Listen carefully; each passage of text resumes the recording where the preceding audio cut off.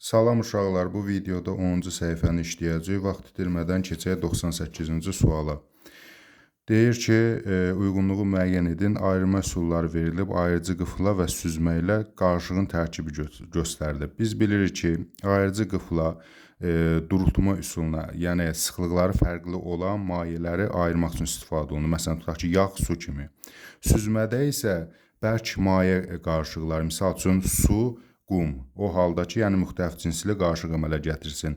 Bəziləri süzgəcdən keçmir, misal üçün qum keçmir, su isə süzgəcdən keçəcək. İndi buna uyğun maddələrə biz baxırıq. Deməli, A variantında etil spirti su, bu maye olsa da eyni cinslidir. Ona görə də bunlardan heç birinə uyğun gəlməz, ayrıcı qıfa da uyğun gəlməz. Təbaşir su bərk maye və müxtəlif cinslidir. Bəli, bunu biz süzməyə uyğun götürə bilərik. Yəni 2-yə B. Daha sonra neft su. Bəli, bunlar müxtəlif cinslidir və maye qarışığıdır. Ona görə də ayrıcı qıfla ayırd eləyə bilərik. C-ni yazırıq bura. Xörək duzu su, bərk maye olsa da bunlar eyni cinslidir. Ona görə süzməklə ayıra bilmərik. Qum su, bərk mayedir və müxtəlif cinslidir. Süzgəclə ayıra bilərik. Yəni süzgəcin üzərində qum qalar, su isə keçər. E-ni də yazırıq 1-ə. Deməli, daha doğrusu 2-yə. Birinciyə düşəcək C, 2-yə də düşəcək B, E bəndləri. 99-cu suala baxırıq. Yenə uyğunluğu müəyyən etmək tələb olunur. Bəsit maddə, mürəkkəb maddə və qarışıq. Bəsit maddə odur ki, eyni elementdən ibarət olsun. Mürəkkəb maddə isə 2 və ya daha çox elementdən ibarət ola bilər. Həm bəsit, həm mürəkkəb saf maddələrdir. Qarışıq isə tərkibində 2 və daha çox maddə ola bilər. Fərqi yoxdur, bəsit, mürəkkəb olsun, amma 2 fərqli, 2, 3 və ya daha çox fərqli maddə olmalıdır. İndi baxaq. Hava qarışıq maddədir. Tərkibində azot, oksigen və digər qazlar var. Deməli, 3-ə yazarıq A-nı. Almaz bəsit maddədir. Tərkibində sadəcə karbon elementi var. B-ni yazarıq 1-ə. Civə həmçinin tərkibi eyni növ elementdən ibarətdir. Yazırıq bəsit maddəyə. Benzin qarışığa aiddir. Çünki benzinin tərkibində müxtəlif alkanlar, müxtəlif üzvü birləşmələr və s. var. Ona görə də D-ni yazarıq qarışığa. Fosfin isə mürəkkəb maddədir. Tərkibində fosforla yanaşı digər elementlər də var. Ona görə də E-ni də yazarıq mürəkkəb maddəyə. Deməli, 1-ə BC, 2-yə E bəndi, 3-ə də AD bəndi uyğun gələr. 100-cü suala baxırıq. Uyğunluğu müəyyən edin. Yenə eyni tip sualdır. Baxırıq, deməli, A, şəkər maddəsi saf maddədir, mürəkkəbə aiddir. Yəni, mürəkkəbə yazırıq, 2-yə yazırıq. Neft qarışıqdır, müxtəlif üzvü maddələrin qarışığından ibarət maye halda olan qarışıqdır. Deməli, B-ni yazırıq 3-ə. Qrafit bəsit maddədir, tərkibi karbon elementindən ibarətdir. C-ni yazırıq bəsitə, yəni təkcə eyni elementdir. Duman qarışıqdır. Yəni, onun tərkibində müxtəlif qazlar olacaq. Ona görə də D-ni də götürürük qarışığa. Amonyak isə yenə də mürəkkəb maddə olacaq. Çünki tərkibində azotla yanaşı başqa element, yəni hidrogen elementi də var. Biz də bilirik ki, 2 fərqli element, 2 və daha çox elementdən ibarət olanda mürəkkəb maddəyə düşür. Onda da uyğun olacaq, deməli, 1-ə C, 2-yə A, E, 3-ə də B, D bəndləri uyğun gəlir. Yeni mövzu valentli kimyəvi formulların tərtibi elə bu səhifəni bütöv əhatə edir. Asan mövzudur. Başlayaq. Birinci sualdan valentliyə əsasən bunun formulunu müəyyən edin. Bu maddənin görürsüz valentliyi verilib. Əslində oksigen verməsəydi də olardı. Çünki oksigen sabit valentlidir. Adətən sabit valentliləri vermirlər. Bu tip sualları həll etmək üçün 2 cür üsuldan istifadə olunur. Çarpaz üsulu və əkob üsulu. Çarpaz üsulu nədir? Manqanın 7 valentini gətirir oksigenin ayağına. Oksigenin 2 valentini gətirir manqanın ayağına, yəni indeksinə. Bax, buradan gətiririk çarpaz oksigenə. Oksigenin valentini də çarpaz gətirir manqanın indeksinə. Oldu Mn2 O7, yəni A variantına uyğun gələcək. Bəs əkob üsulu nədir? Əkob üsulu hər bir yerdə, bunu belə deyək də, çarpaz üsulu biraz asan da olsa, bəzən belə deyək də, tam ixtisarlar falan aparmaq lazımdır. Amma əkob üsulu əsas qaydadır. Əkob üsulu nədir? 7 ilə 2 əkob tapırıq. 7 ilə 2-nin əkobu 14-ə bərabərdir. 14-ü 7-yə böləndə 2 düşür, onu da yazıram manqanın indeksinə. 14-ü 2-yə böləndə 7-ni də yazıram oksigen indeksinə. Yəni, əvvəlcə əkob tapılır, sonra hər birinin valentliyinə bölünüb indeksinə qoyulur. Bəzən yenə dediyim kimi əkobda ixtisara demək ki, ehtiyac olmur, amma çarpaz üsulunda əgər bir-birinə bölünən ədədlərdirsə, onu sadələşdirmək lazımdır. Yəni ixtisar aparmaq lazımdır. İkinci sual da bənzər sualdır. 3-ü gətirirəm oksigenin indeksinə, 2-ni də dəmirin indeksinə, ferum 2 O3. Yəni E bəndinə uyğun gələcək. Sonra deyir, bu birləşmədə karbon neçə valentlidir? Valentliyi tapmaq üçün xəttlərin sayına baxırıq və baxırıq hansı elementi soruşur. Məsələn, oksigenin valentliyi sorsaydı, oksigendən çıxan xəttlərə baxacaqdım. Karbonu dediyi üçün karbon bax bu elementdir. Ondan neçədən xətt çıxıb? 1, 2, 3, 4. Deməli 4 valentli olacaq. Sonra birləşmədə kükürt neçə valentlidir? Baxıram kükürt ortadakı bax bu S elementidir. 1, 2, 3, 4, 5, 6 dənə xətt çıxıb. Deməli 6 valentlidir. Bəzən uşaqlar çaşır bunu da götürür. Bu oksigendən çıxan xəttlərdir. Oksigendən çıxanlar yox. Kükürt deyirsə sırf mən götürməliyəm kükürt elementi. Bundan da dediyim kimi 1, 2, 3, 4, 5, 6 xətt çıxdığına görə deməli valentliyi 6-ya bərabər olacaq. 5-ci sualda hansı birləşmədə kükürt 4 valentlidir? İndi burada tərsini aparacağıq. Necə? Oksigenin valentliyi bilirik ki 2-dir. Üstünə yazıram 2. 2-ni 2-yə vururam 4, deməli kükürdün valentliyinə 4 düşəcək. Sanki biz bunu necə ki çarpaza apardı, çarpazın tərsini aparacaq. Yəni 2-ni bura gətirməliyik, 1-i bura, sonra da valentliyinə uyğun artırmalıyıq. Belə bir şey tərtib edə bilərik. Deməli, burada elə 4 valentli olan A variantıdır. Digərlərinə baxsaydı, məsəl üçün bir dənə B-ni də elə belə baxaq. Misal üçün, burada görürük ki 2 olduğuna görə çarpaz tərsini aparsaq və yaxud da ki, biz burada bilirik ki, mis 1 valentlidir. Burada da onda olacaq 2 valentli kükürt. Deməli, 1, 2-nin 2, bir də bir qayda var ki, ümumiyyətlə, xəttlərin sayı necə ki, məsələn, burada, məsəl üçün, neçə xətt çıxsa və yaxud da, məsələn, karbondan 4 xətt çıxırsa, oksigenlər də 4 xəttlə ona birləşir. Misal üçün, mislərdən 1, 2 xətt çıxırsa, yəni 2 rabitə varsa, deməli, kükürtdən də 2 rabitə olmalıdır. Bu qaydada həll eləyə bilərik. C-yə də baxaq bir dənə, çünki mən bunu sadə izah vermək üçün belə deyək, ətraflı izah edirəm. 2 valentli olduğuna görə 2 üçün 6, deməli kükürt burada 6 valentlidir. 6-cı sual, hansı halda oksidin formulu düzgün göstərilmişdir? Baxıb görürük ki, çarpaz elə düzgün gətirib, 3-ü gətirib bura, 2-ni gətirib bura. A variantı uyğun gəlir. Amma məsələn, burada 5 gətirməli idi, 3 qoyub və yaxud da burada 4-ü bura, 2-ni bura gətirib ixtisara aparanda Mn2O2 eləmir, MnO2 eləyir. Yəni, ixtisarında indi bayaq demədik çarpazı, buradan gətirəndə 4-ə bax belə eləyirdi. Deməli, Mn 4-ü gətirirdim bunun ayağına, 2-ni də gətirirdim buna. Sonra hər ikisində 2-yə ixtisar aparırdım. 2-yə böləndə bu olurdu 1, bu olurdu 2. 1 də yazılmadığına görə oldu MnO2. Amma burada Mn2O2 yazdığına görə bu yanlış olacaq. 7-ci sual, hansı metal birləşmələrdə 1 valentlidir? Burada natriumu götürəcəyik. Niyə görə? Çünki o birinci qrup qələvi metaldır. Ona görə 1 valentlidir. Amma alüminium 3, magnezium, kalsium 2, dəmir isə 2-3 dəyişkən valentlidir. 8-ci sual, valentliklərə uyğun olaraq hansı formul düzgün göstərilmişdir? Yenə baxıb görür ki, burada 7-2 qoymalıdır, səhv yazılıb. Və yaxud da burada 3-2 şəklində çarpaz gətirməlidir, yenə səhv yazılıb. Doğru burada olacaq. Xromu gətirib, yenə burada yazaq. Xromun 6 valentini çarpaz gətirib oksigenin ayağına. 2-ni isə gətirib xromun ayağına, yəni indeksinə. Deməli, xrom 2O6, sonra da ikisi də, hər ikisi 2 ədədinə bölündüyü üçün ixtisar aparıb. 2-ni 2-yə böləndə 1 və silinib, 1 yazmaram. 6-nı 2-yə böləndə 3. Olmalıdır xrom O3 və düzgün yazılıb. Və yaxud da əkob üsulu üstünlüyü odur ki, ixtisar aparmırıq. 6 ilə 2-yə əkob 6-dır. 6-nı 6-ya 1, 6-nı 2-yə 3. Düzgün hesablayıb tapa bilərik.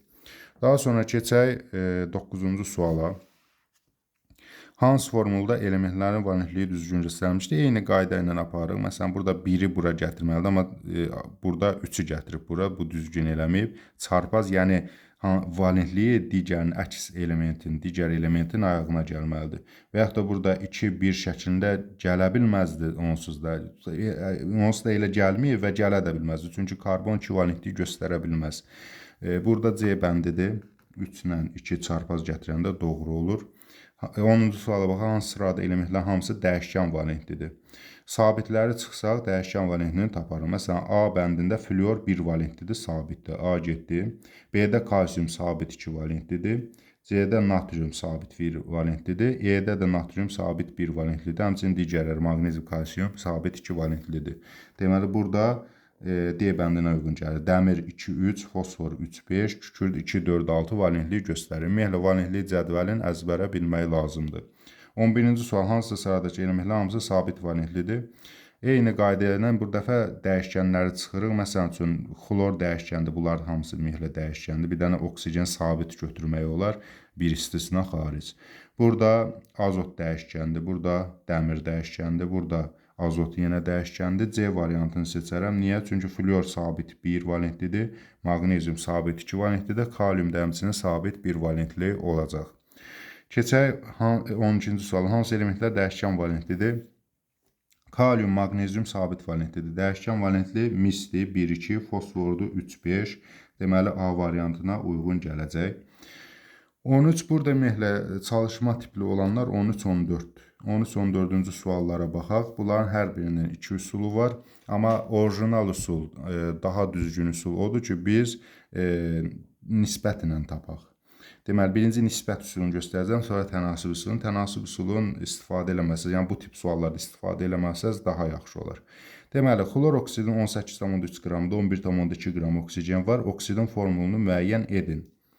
Biz əvvəlcə burada nə deyilir? Bunu sanki biz kimya dilinə tərcümə eləməliyik. Xlor oksidinin, yəni xlor oksidin, oksid də bilirik ki, biri oksigen olmaqla 2 elementdən ibarət birləşmələr oksidlər deyilir. Xlor oksidi 18,3 qramda, yəni bunu cəmi bir yerdə 18,3 qram imiş. 11,2 qram oksigen var, yəni oksigenin kütləsi 11,2 qramdır. O halda mən xlora X yazaram, xlorun kütləsini birinci tapmalıyam, formulu müəyyən eləmək üçün. Cəm 18,3 isə bunların ikisinin cəmidir də, onda mən 18,3-dən 11,2-ni çıxaram, X-in 7,1-ə bərabər olduğunu taparam. Yazıram bura 7,1 qram. Yəni, sadə tənlikdə toplanan cəm.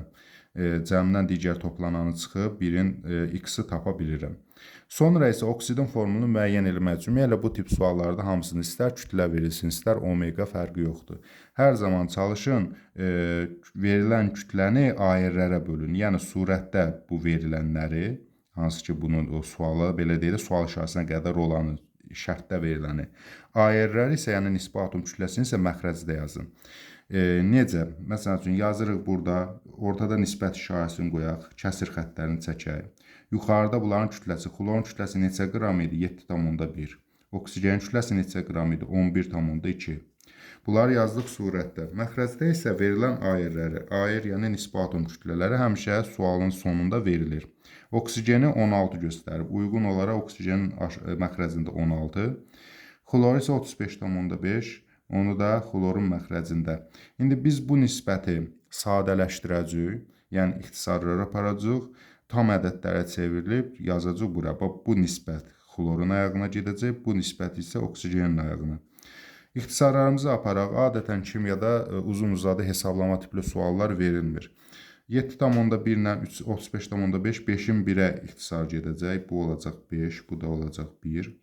İndi burada da 16 1,6-ya bölsək, 10-un 8-ə və yaxud da ki, 10-u 8-ə götürək, çünki onsuz da yenə də 5-in 3-ə də götürək, 10-u 8-ə götürək. 10-un 8-ə, daha doğrusu 10-un 7-yə. Deməli, onu 7-yə 1,6-ya böləndə onu 7-yə götürürük. Yəni 16 1,6-ya böldük 10, 11,2-ni 1,6-ya böldük 7 və yaxud da digər ixtisar üsullarından da istifadə edə bilərsiniz. Məsələn 160 112 yazıb 16-ya və yaxud da daha fərqli ədədlərə bölüb sizə daha rahat hesablama nə cürsə o cürdə hesablayıb tapa bilərsiniz. İndi 5-də 1, 10-da 7. Bunu elə ədədə vurum ki, kəsirdə məxrəcdən azad olsun. Deməli, 10 ədədinə vursam, burada məxrəcdən azad olacaq, qalacaq 7. Buranı da 10-a vururam, çünki hər iki tərəfə eyni ədədə vurub bölməliyəm. Buranı da 10-a vuranda, 5-də 1, 10-a vuranda eləyir 2. Yəni, bu çevrildi oldu 2-nin 7 nisbətinə. Ümumiyyətlə, bu hissəsi riyaziyyatdır, bunu nə təsdiqləsəz özünüz bilin. Əsas odur ki, kimyanın, burada kimyəvi hissə ondan ibarət ki, yuxarıda surətlərdə qramları yazırsınız. Məxrəclərdə isə ayirləri yazırsınız və nisbəti hesablayıb tapırsınız. 2 xlordan çıxdı, deməli xlorun ayağına yazıram. 7-də oksigen tərəfdən çıxdı, yəni 7-ni də bura yazıram. bu tərəfdən çıxan ədədi, yəni 2-ni nisbəti burada. Bu tərəfdə, sağ tərəfdə olan isə 7-ni yazdım ora. Deməli, formulası nə imiş? Xlor 2, O7. Bunda B variantı götürürüm. Digər bir üsul isə tənasüb üsuludur. Deməli, burada 11,2 qram oksigen var. Deməli, 7,1 qramda xloru tapırıq biz özümüz. Deməli, 7,1 qram xlor 11,2 qram oksigenlə birləşirsə, indi vahid xloru götürək, yəni 35,5 qram xlor nə qədər oksigendən birləşər? X qram oksigenlə birləşər. Tənasübdən uyğun olaraq tapırıq. X bərabər 35,5 vurulsun 11,2 böl 7,1-ə. Deməli, bu da eləyəcək 56. Deməli, 56 qramla birləşər 35,5. Yəni, bir dənə xlor 56-nı da bölərəm 16-ya ki, görüm neçə dənə oksigen. 16-ya böləndə də 3,5 ilə. Yəni, xlor 1, o 3,5. Bunu da 2-yə vuraram ki, kəsirdən azad olsun. O da xlor 2, O7. Bu şəkildə də, tənasüb şəklində də yaza bilərəm. Və yaxud da asan da olsun deyə belə də eləyə bilərdim tənasübü. 7,1-ə 11,2 düşürsə, 71-ə nə qədər düşər? 112. 112-ni də bölərdim 16-ya. Olacaqdı burada 7. Bunu da 2-yə böləndə, yəni xlor 35,5-ə böləndə xlor 2, O7. Əsas üsul düstur usuludur. Ona görə də tənasübü təkrar izah eləməyəcəm. 14-cü sual eyni sualdır. Bunu da yenə düstur usulu ilə sizə izahını verəcəm. Deməli, azot oksidinin yazıram. Azot oksidinin 22 qramında, bu cəmi neçə imiş? 22 qram imiş. 8 qram oksigen varsa, birləşməli sadə formulu necə olar? Əvvəlcə azotun da kütləsini tapaq. Cəm 22-dirsə, 8-i oksigendirsə, 22-dən 8-i çıxaram, 14 qram da azota aiddir. Deməli, surətlərdə nəyi yazacağam? Azot tərəfdə surətdə 14, oksigen tərəfdə surətdə 8 yazacağam. Deməli, məxrəcdə bəs nəyi yazmalıyam? Burada ayrılar verilib. Azotun ayrı 14, oksigenin ayrı da 16. İndi uyğun ixtisarlar aparaq. Burada elədi 1. Burada da 16-da 8, elə 2-də 1 deməkdir. 2-də 1. İndi təbii ki, 2-də 1-i onun ayağına, yəni indeksinə yaza bilməyəcəyimiz üçün bunu biz tam ədədə çevirməliyik. Hər iki tərəfi 2 ədədinə vursaq, 1-i 2-yə vuranda 2, 2-də 1-i 2-yə vuranda eləyəcək 1. Yəni, kəsir 2-yə vurdum, burada kəsir xəttisində oldu 1. 2, 1, 2-ni azotun ayağına, 1-i də oksigenin ayağına, indi indeksə heç vaxt 1 yazılmadığı üçün elə N2O şəklində də qalacaq. Deməli, doğru cavab D bəndinə uyğun gəlir. 15-ci suala baxırıq. X, Y, Z elementlərini müəyyən edin. Deməli, X sabit valentlidir, Y dəyişkən valentlidir, Z də sabit valentlidir. Plus, yəni hansına uyğundur onu göstərir. Baxıb görürük ki, magnezium, sink, burada A, B, D sabit valentlidir. Bu uyğun gəlir. Xromlar isə dəyişkəndir. Deməli, C ilə E variantı getdi. Bir-bir silə bilərik bunu. Sonra Y dəyişkən olmalıdır. Baxıb görürəm ki, magnezium sabitdir. Deməli, bu getdi. Sonra yenə sink sabitdir. Deməli, A variantı da getdi. Qalır burada B variantı. Yəni, sink sabitdir. Xrom dəyişkəndir. Magnezium yenə sabit valentlidir. 16-cı sual da bənzər tipdə sualdır. Deməli, deyir ki, X, Y, Z bu dəfə X dəyişkəndir. Baxıb görürəm ki, dəyişkən burada kalsium sabitdir. D ilə eyni çıxıram. Dəyişkənlər ABC-dir. Sonra Y, yəni burada X-lər dəyişkənlər ABC-dir. Y sabit. Baxıb görürəm ki, dəmir dəyişkəndir, fosfor da dəyişkəndir. Sabit burada kalsiumdur. Heç o biri tərəfə baxmadan, yenə yoxlamaq üçün baxaq. Məsələn, fosforda dəyişkəndir, Z-də uyğun gəlir. Deməli, dəmir dəyişkən, kalsium sabit, fosfor dəyişkən. Uyğun variant B variantı olacaqdır. Bunların da hər birinin valentliyini ayrıca demirəm, çünki siz özünüz əzbərləməlisiniz, o da nəzəriyyədə var. Sağ olun, növbəti dərslərdə görüşənədək.